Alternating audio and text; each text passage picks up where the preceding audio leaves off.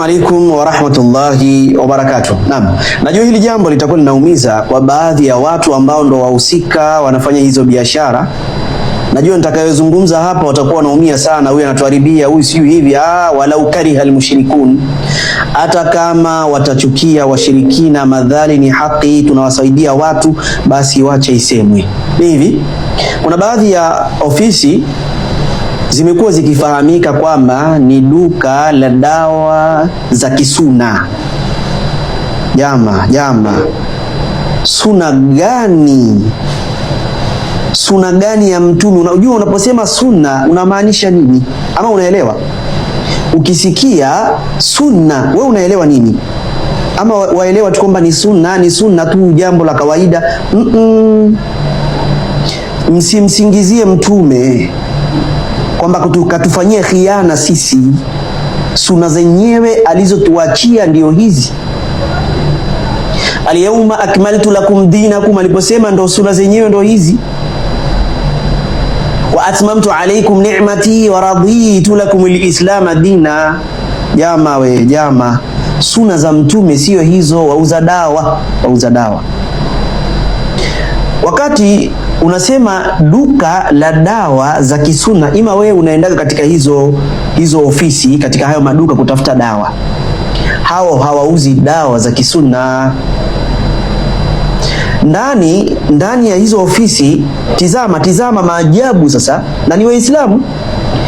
Ndani ya hizo ofisi kuna tunguli zinauzwa. Nyinyi ni mashahidi. Haya nazungumza hapa si kwamba maya wewe una chuki, una hasadi. Hapana. Hili jambo lazima lisewe kwa sababu ni jambo la dini, linanasibishwa na Waislamu.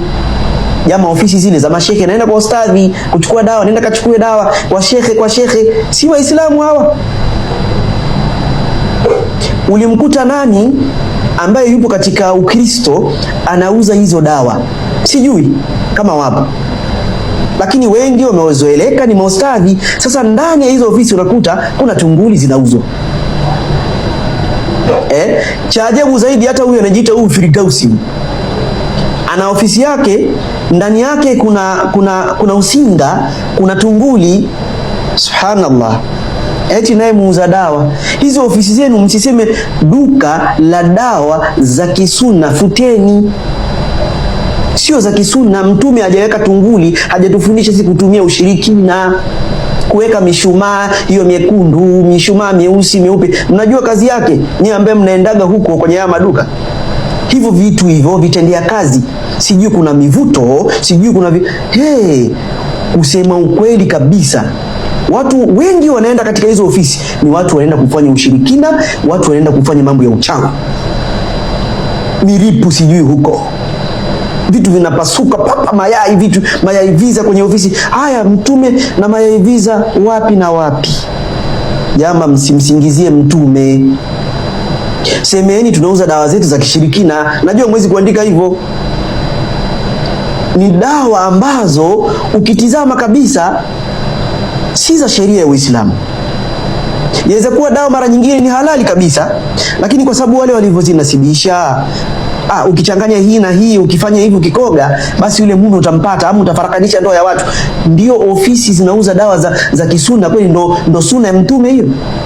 Ndani kuna usinga, mitunguli, vibuyu, kuna mikuki. Haya nasema nyinyi wenyewe ni mashahidi kama ushaikwenda. Kuna vioo. Haya, suna gani ya Mtume hiyo? Hizo ofisi zenu ziiteni duka la dawa za kishirikina, dawa za kichawi, au ita jina lako wewe huko, miti, migogo au mizizi. Usiite sunna. Msimnasibishe Mtume na ushirikina wenu. Walau kariha almushriku.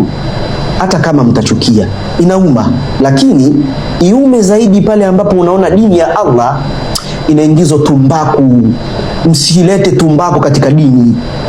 Msilete ugoro katika dini.